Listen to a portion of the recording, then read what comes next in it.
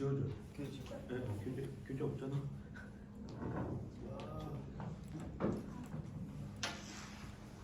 네, 다 왔나요? 네. 네, 다 안 와도 예배 시간이 됐으므로 예배를 드리도록 하겠습니다. 네, 오늘 우리에게 주신 말씀은 마태복음 4장 1절부터 11절까지 말씀이에요. 마태복음 4장 1절부터 11절까지의 말씀입니다. 마태복음 어디 있어요? 히터 좀 꺼줄래요? 네, 밥 먹고 자면 안 돼요. 자지 마요. 다 찾았어요? 네, 마태복음 4장 1절부터 11절까지 말씀 제가 한 절 읽고 우리 친구들이 한 절 읽겠습니다. 제가 먼저 읽을게요. 그때 예수께서 성령에게 이끌리어 마귀에게 시험을 받으러 광야로 가사 40일을 밤낮으로 금식하신 후에 줄이신지라. 시험하는 자가 예수께 나와서 이르되 내가 만일 하나님의 아들이여든 명하여 이 돌들로 떡덩이가 되게 하라. 예수께서 대답하여 이르시되 기록되었을 때 사람이 떡으로만 살 것이 아니요 하나님의 입으로부터 나오는 모든 말씀으로 살 것이라 하였느니라 하시니. 이에 마귀가 예수를 거룩한 성으로 데려다가 성전 꼭대기에 세우고 이르되 내가 만일 하나님의 아들이여든 뛰어내리라. 기록되었을 때 그가 너를 위하여 그의 사자들을 명하시리니 그들이 손으로 너를 받들어 발을 돌에 부딪히지 않게 하리로다 하였느니라. 예수께서 이르시되 또 기록되었을 때 주 너희 하나님을 시험하지 말라 하셨느니라 하시니. 마귀가 또 그를 데리고 지극히 높은 산으로 가서 천하 만국과 그 영광을 보여 이르되 만일 내게 엎드려 경배하면 이 모든 것을 내게 주리라. 이에 예수께서 말씀하시되 사단아 물러가라. 기록되었으되 주 너희 하나님께 경배하고 다만 그를 섬기라 하였느니라. 함께 읽을게요. 이에 마귀는 예수를 떠나고 천사들이 나와서 수종드니라. 아멘. 점심 맛있게 먹었어요? 네. 한 주간도 잘 지냈고요. 네. 2월 마지막 주입니다. 이제 목요일 되면 뭐예요? 계약해요. 계약하죠. 계약 안 하는 친구 혹시 있어요? 저요. 네, 선생님들 말고요. 네. 우리 친구들 다 목요일 날 계약이죠? 그죠? 네. 새로 이제 계약하면은 우리 1학년 친구들은 새로운 학교, 이제 새로운 학년, 새로운 친구들, 새로운 선생님하고 이제 함께 지내게 될 텐데 잘 지낼 수 있기를 바랍니다. 오늘 본과 뭐에 대해서 배웠어요? 시험이야. 네. 예수님이 시험을 당하시는 그 내용에 대해서 이야기를 했습니다. 우리 본 내용에 들어가기에 앞서서 시험이라는 단어에 대해서 우리 한번 생각해 봅시다. 우리 친구들이 생각하는 시험은 대부분 어떤 의미일까요? 뭐라고? 1더하기 조금 더 유식하게 얘기하면 요런 의미겠죠. 재능이나 실력 따위를 일정한 절차에 따라서 검토하고 평가하는 일. 그래요. 1더하기 1은 2. 뭐 이런 것들을 보통 시험이라고 이야기를 합니다. 이거는 영어로 얘기하면 뭐 어떤 의미가 강해요? 영어 단어로 쓰면 테스트라는 의미가 강합니다. 어떤 능력이 있는지 이렇게 평가하는 그러한 일을 시험이라고 합니다. 근데 우리의 신앙생활에서 이야기하는 시험은 이러한 의미도 있지만 또 어떠한 의미를 가지고 있을까요? 여긴 나오지는 않지만 이런 의미를 가지고 있습니다. 뭐 하는 거예요? 어깨동무하고 있어요. 삑 뜯어요? 네, 약간 삥 뜯는 것 같은데 손도 이렇게. 네. 이게 아니라 뭐 하는 거죠? 유혹합니다. 네. 유혹하고 있는 거예요. 자, 오늘도 여러분은 그 유혹과 싸우고 이 자리에 왔을 거예요. 그죠? 네. 좀 더 자고 싶고, 좀 더 놀고 싶고, 좀 더 이제 친구 만나고 싶고, 이러한 유혹들을 뿌리치고 이 자리에 왔을 겁니다. 우리가 살아가는 삶은 어찌 보면 매번 유혹의 연속입니다. 그래서 저나 선생님들도 별반 다를 거 없어요. 우리도 매일매일의 삶 가운데서 놀고 싶고, 쉬고 싶고, 하기 싫고, 그러한 유혹들이 이렇게 딱 있는 상황입니다. 그런 유혹을 받을 때 우리는 어떻게 그 유혹에서 벗어날 수 있는지 우리의 신앙의 모범이 되시는 예수님의 모습을 통해서 그것들을 살펴보고자 합니다. 자, 예수님이 먼저 이 시험을 당하신 이 상황은 테스트가 아니라 유혹이라는 사실에 대해서 우리가 어떻게 알 수 있냐면 지금 예수님이 시험을 받으시러 광야에 간다고 이야기를 하는데 누가 이끌고 있다고 4장 1절에서 이야기를 하나요? 네. 사단이 이끌고 있어요? 네. 먼저 가지 마요. 성령이 이끌고 계신다고 이제 이야기를 하고 있습니다. 내가 이 설교를 준비하면서 이끌리어라는 이 단어를 찾아봤는데 이 단어의 의미 속에는 어떤 뜻이냐면 출항하다, 그 다음에 출범하다 이러한 의미를 가지고 있습니다. 출항하다, 출범하다 어떤 의미예요? 무엇인가를 새로 이제 시작하는 뭐 배나 항공기가 이렇게 떠나서 이렇게 여행을 가는 그러한 이미지를 보여줍니다. 성령이 지금 예수님을 이끌어서 지금 이렇게 가고 계신 것은 예수님의 사역이 이제 시작된다는 것을 의미하고 있는 거예요. 우리 친구들 가운데에 이 영화 본 사람이 있어요? 보면 안 돼요. 다시 보면 안 돼요. 뭐 보면 안 돼도 다들 보던데 근데 내가 다른 교회에서 중고등부할 때 이 영화를 이거 알지? 이렇게 딱 했는데 똑같은 반응이었어. 모르더라고요. 우리 선생님들은 알죠? 네. 선생님들 몰라요? 안 봤어요. 아, 뭔지는 알죠? 무슨 영화인지는 알죠? 네. 되게 유명한 영화인데 뭐 몰라도 상관없어요. 이 영화를 보거나 혹은 여러분이 자주 보는 웹툰이나 뭐 드라마나 이런 데 보게 되면 영화 보게 되면 한 주인공이 어렸을 때 이렇게 있는데 이 주인공이 왕이나 진정한 영웅이 되기 위해서 어떻게 이 일들을 행하며 가나요? 그냥 왕위를 그냥 너는 왕자니까 바로 왕이 되어라 이렇게 얘기를 하나요? 보통 그렇게 진행이 되지 않죠. 무슨 시험을 줘서 그것을 통과해야지 진짜 주인공이 되는 그러한 일들을 아마 본 적이 있을 겁니다. 이것이 그냥 우리들의 상상 속에서만 이야기하는 것이 아니라 진짜 예수님이 살아계셨던 이 당시에 왕이 되려면 이러한 시험과 테스트들을 겪은 이후에나 왕으로 인정을 받을 수가 있었습니다. 예수님의 시험 또한 이러한 의미를 가지고 있다는 거예요. 그런데 그 사람의 본성을 알려면 우리는 언제 그 사람을 봤을 때 그 사람의 진면목을 볼 수가 있을까요? 사람들은 가면을 많이 쓰거든요. 내가 뭐 교회에서 교회를 다닌다고 하니까 내가 목사니까 회사에서 과장이고 부장이고 이러니까 우리는 가면을 많이 쓰고 나의 본 모습을 숨길 때가 있습니다. 내 진짜 모습이 나올 때는 내가 육체적으로 힘들 때 그리고 내가 정신적으로 힘들 때 내 모습이 나오게 됩니다. 그러한 의미에서 예수님이 며칠 금식하셨다고 얘기를 해요? 40일이요. 네, 40일 동안 금식하셨다 이야기합니다. 혹시 금식해본 친구 있나요? 네. 금식 말고요. 금식. 금식과 금식과는 달라요. 우리 선생님들은 의미가 확 오죠. 금식은 뭐예요? 내가 어떤 일을 이제 두고 하나님께 그것을 작정하며 기도하기 위해서 내가 밥을 끊으면서까지 기도하는 게 금식이고 금식은 뭐예요? 못 먹는 거예요. 나의 살들을 빼기 위해서 내 지방들을 빼기 위해서 먹지 않는 게 금식인 거죠. 40일 금식은 정말로 목숨을 걸고 해야 될 때가 있어요. 대부분의 경우가 아마 40일 금식은 목숨을 걸고 하는 거예요. 왜냐하면 우리 믿음의 선배들 이렇게 보게 되면 40일 금식 이후에 회복이 되지 않아서 돌아가신 경우들을 우리가 종종 보게 됩니다.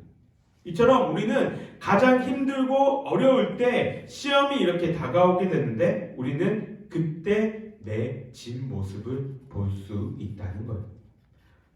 이것도 니네가 보면 안 되는 드라마긴 하죠. 뭐예요? 바빌로니아. 네, 이거 여러분 보면 안 되죠. 그러나 내용은 다 알고 있죠. 뭔지. 지금 이 남자 주인공 누구예요? 박연진의 남편이죠. 네. 이 캐릭터의 별명이 뭔지 아는 사람? 나이스한 개새끼야. 그죠? 맞아요. 이 쓴 작가가 직접적으로 이 배우한테 이 캐릭터는 이런 캐릭터입니다 라고 얘기했는데 직접 얘기한 게 바로 그 얘기였어요. 나이스한 개땡땡. 나이스한 개땡땡. 무슨 의미일까요? 이 사람은 어렸을 때부터 뭐 거칠 거 없이 이렇게 잘 자라와서 매너도 되게 좋고 젠틀하고 진짜 나이스합니다. 근데 이 사람의 와이프가 자신을 속이고 자신의 딸이 자기 씨가 아닌 다른 남자와의 관계에서 이렇게 태어난 아이였다는 그 사실을 이 사람이 알게 된다면 과연 어떻게 될까요? 그 사람이 개땡땡이라는 것은 그만큼 성깔이 있다는 거겠죠. 자기가 사람의 끝까지 가게 되면 자기 본성의 모습이 이렇게 나오는 거예요. 그러면 40일 금식을 인해서 굶주린 상태에서 예수님은 어떠하셨을까요? 연약한 그 때를 놓쳐서 이 때를 향해서 사단은 예수님을 유혹합니다. 몇 번의 유혹이 있나요? 네, 3번의 유혹이 있습니다. 이 3번의 유혹은 이전에 이스라엘 백성들이 실패했던 것, 그리고 그것보다 더 이전에는 아담과 하와가 실패했던 그 내용들을 반복합니다. 하나님은 출애굽 이후에 이스라엘 백성들에게 이렇게 말씀하세요. 우리 한번 같이 읽어볼까요? 시작! 너는 마음을 다하고 뜻을 다하고 힘을 다하여 내 하나님 여호와를 사랑하라 라고 말씀하십니다. 일명 들으라 이스라엘아, 쉐마 이스라엘이라고 불리는 말씀이에요.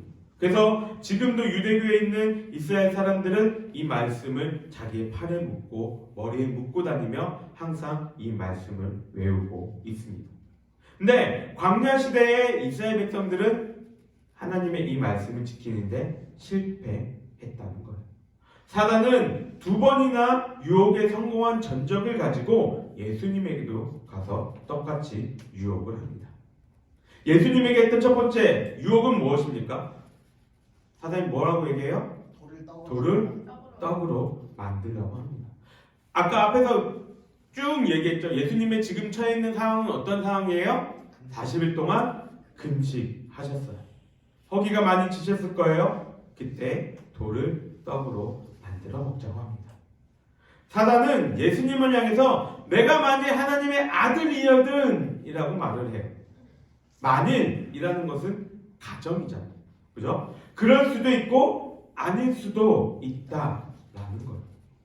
그럼 사단은 지금 예수님이 하나님의 아들이라는 사실을 사단은 몰랐을까요? 아니요. 사단은 알고 있었습니다.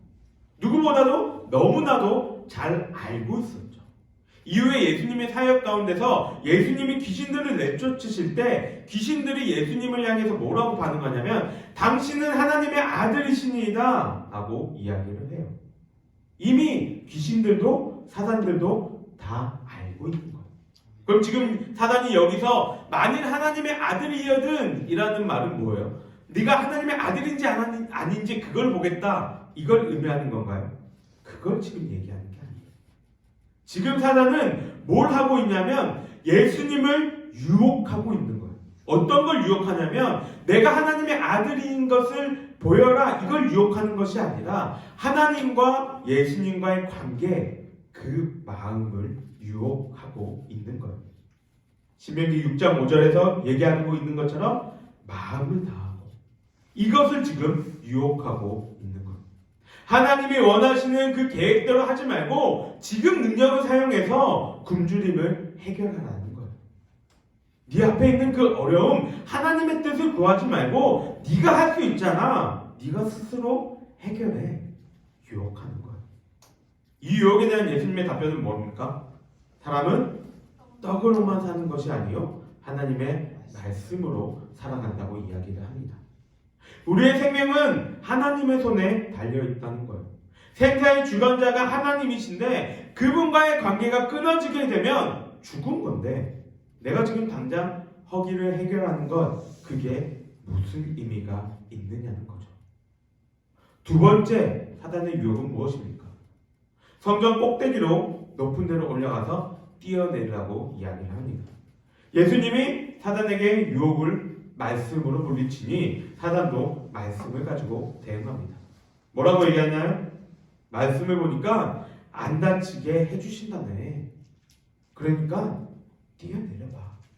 이렇게 말하고 있는 거예요. 지금 사단이 인용하고 있는 말씀은 시편의 말씀입니다. 근데 이 말씀은 하나님이 그렇게 하신다고 했는데 왜 예수님은 이렇게 이야기를 안 하시냐라고 생각이 들 수도 있어요. 두 번째 사단의 유혹은 생명을 가지고 지금 하나님과 예수님과의 신뢰를 흔들어 놓는 유혹입니다. 뜻을 다하고 라고 적혀진 저기 뜻이라는 단어를 보게 되면 우리나라로는 뜻이라고 번역을 했는데 원어상을 보게 되면 생명, 영혼이라는 뜻을 의미를 쓰고 있어요. 결국 뭐냐면 내 생명을 다하고 라고를 이야기를 하고 있는 거예요. 우리의 생명을 죽음의 위험에 몰아넣으라고 제안하면서 하나님을 시험하라고 유혹하고 있는 것입니다. 사단이 인용한 이 시편 91편은 하나님이 자신의 신뢰하는 그 자녀들을 보호하신다는 말씀이에요. 너희가 나를 신뢰할 때 내가 너희들을 이렇게 보호해 줄게, 이 말씀이라고. 근데 사단은 지금 어떻게 사용합니까? 죽음을 담보로 야 한번 해봐.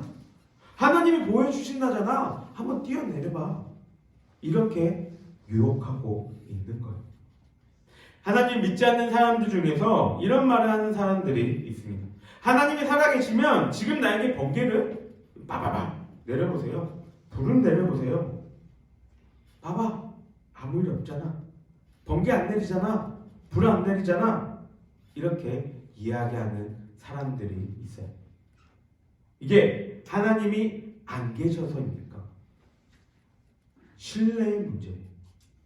하나님이 안 계셔서 그것을 안 하신 게 아니라 하나님이 계신지 안 계신지 그 능력에 대해서 믿느냐 믿지 않느냐의 차이라는 것입니다. 그러니 사단의 이러한 유혹에 예수님은 뭐라고 말씀하십니까? 하나님을 시험하지 말라고 대응하고 계신 거예요. 하나님을 신뢰하고 믿는가 안 믿는가의 차이가 아니라 하나님의 능력, 하나님의 존재를 시험하는 행위이기 때문에 예수님은 나는 그렇게 하지 않겠다라고 말씀하십니다. 마지막 유혹입니다. 뭐라고 이야기를 해요? 천하만국의 그 영광들을 보여주면서 나에게 절하면 내가 이것들을 너에게 줄게 라고 이야기합니다. 이제는 아예 예수님한테 하나님의 아들이여든 이라는 말도 안 하고 대놓고 유혹합니다. 나한테 전하면 내가 모든 영광 너한테 줄게 라고 유혹하는 거예요. 이게 왜 유혹입니까? 아담과 하와는 여기에 넘어갔어요. 그래서 그걸 해결하기 위해서 예수님이 이 땅에 오신 거예요. 사단은 지금 예수님께 하나님께서 당신의 아들을 이 세상의 목적을 하나님께서 당신의 아들을 이 세상에 보내신 그 목적을 당장 이룰 수 있는 지름길을 제시하며 유혹하고 있는 거예요. 우리는 성경을 이렇게 전체적으로 보기보다 일부분만 이렇게 볼 때가 많이 있습니다. 그래서 예수님이 이 땅에 오신 목적은 우리를 죄에서 구원하여 주시기 위함이라는 그 목적을 이야기를 합니다. 근데 그와 더불어서 예수님이 이 땅에 오신 것은 우리를 영원한 하나님의 나라에 거하게 하시는 것.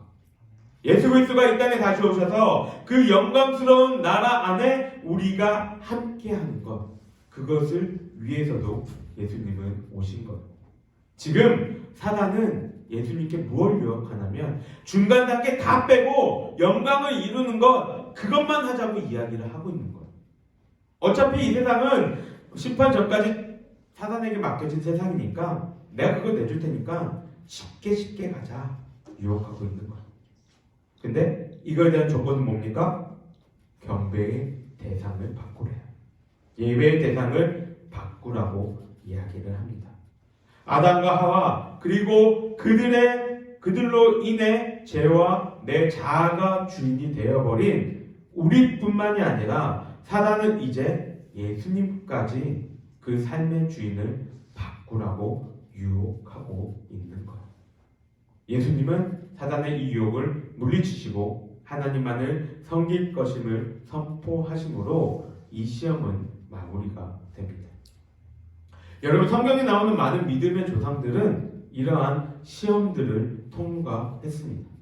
그 시험은 테스트일 때도 있었고 유혹일 때도 있었어요. 그런데 두 경우 다 결론은 동일한 결론을 이야기를 합니다. 그 결론은 그 시험을 통해서 하나님을 의지하는 방법을 배우고 하나님만을 섬기는 방법을 깨달아 가야 되는 것. 그게 결론이에요. 여러분에게도 분명 시험은 올 것입니다. 그게 테스트이든지 유혹이든지 우리가 사는 삶 속에서는 수많은 시험들이 여러분들의 앞을 기다리고 있을 거예요. 여러분들이 한 가지 기억해야 할 것은 그 시험은 하나님이 우리를 미워하고 싫어해서가 아니라 우리를 힘들게 하려고 하기 위함이 아니라 저와 여러분의 믿음을 더욱더 성장시키기 위함임을 기억하기를 바라요. 그래서 이 시험들을 예수님처럼 잘 통과하여서 귀한 하나님의 일에 참여하는 우리 모두가 되기를 바랍니다. 하나님은 우리의 이 시험을 통해서 우리에게 하나님의 그 귀한 사명을 맡기실 거예요. 그것을 기대하면서 내가 겪은 이 시험의 끝에 어떠한 선물과 어떠한 은혜가 있을지 기대하며 이겨낼 수 있는 우리 영광장로교회 중고등부 친구들이 되기를 주님의 이름으로 간절히 소망합니다. 우리 함께 기도하겠습니다. 사랑이 많으신 하나님 아버지 감사합니다. 오늘 예수님이 시험을 당하신 그 일들을 바라보면서 또 우리가 세상을 살아갈 때에 시험 속에서 어떻게 우리가 이겨내며 어떻게 그 시험을 바라보며 가야 할지에 대해서 생각해 봅니다. 하나님 아버지, 우리의 삶 가운데서 그 시험들을 바라보면서 그 시험들을 겪으면서 왜 하나님은 나에게 이러한 일을 행하셨을까? 하나님께 불평불만하는 것이 아니라 이 일들을 통하여서 하나님은 나에게 무엇을 깨닫기를 원하시고 계신지, 무엇을 또 알기를 원하시고 계신지, 이 일을 통해서 내 믿음이 얼마나 더 단단해지기를 원하고 계신지 기억할 수 있는 그러한 시간들이 되기를 원합니다. 우리 친구들이 그 시험들을 이겨낼 수 있는 힘을 허락하여 주시고 또 능력과 지혜를 주셔서 하나님을 더욱더 잘 섬기며 주님 한 분만을 위하여 나아갈 수 있는 우리 중고등부 친구들 될 수 있도록 주님 인도하여 주시옵소서. 여호와는 내게 복을 주시고 너를 지키시기를 원하며 여호와는 그의 얼굴을 내게 비추사 은혜 베푸시기를 원하며 여호와는 그 얼굴을 내게로 향하여 두사 평강 주시기를 원하노라. 아멘. 네, 수고하셨습니다.